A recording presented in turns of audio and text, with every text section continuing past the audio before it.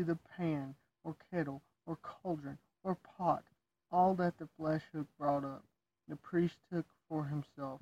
So they did in Shiloh unto all Israelites that came thither. We are not to take everything. We're to give a part to God, and that symbolizes God coming first. They neglected this because they didn't care about God. They had no respect for God. They took everything and counted out God because they didn't care. That's why they were bad priests, because they didn't acknowledge God. They weren't serving God. We are to serve Him. Exodus 15:6-8. Your right hand, O Lord, is glorious in power, dashes the enemy into pieces. Right hand is a symbol of power. Nobody has power like the Lord. His glory brings people to their knees. His holiness is unmatched. His word created the earth. How powerful truly is God? We will truly never know. We can't fathom. But He can get rid of His enemies. His enemies are those that reject Him, and He will judge them one day.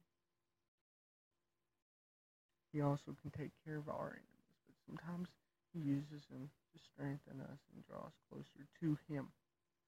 Verse 7. In the greatness of your majesty, you overthrew all those who rose against you. You set forth your anger, and it burned them up as fires burn up straw. Now, we got to remember, this is talking about Egypt. Primarily, Moses wrote this about Egypt. God warned Egypt multiple times. He gave them plagues, and He gave them opportunity. Eventually, judgment came. And God allowed His judgment to come out. He allowed His wrath to be poured. His anger went out on them and destroyed them.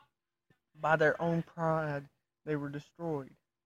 By their own rebellion against God's people, mistreating God's people, rebellion against Him, they were destroyed. Verse 8. At the blast of your breath, the waters divided. They stood as solid walls to hold the seas apart. Now, this is talking about the seas being parted, which is unimaginable. But God used this. The seas being parted was the destruction of the Egyptians, but it was also the refuge of the Israelites, because it got them to where they were being led. God led them through the parted waters,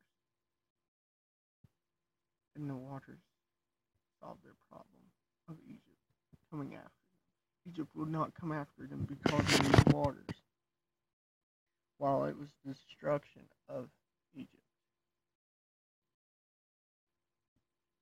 It would be a reminder to Israel just where God brought them from and how strong God was and what God did to bring them back.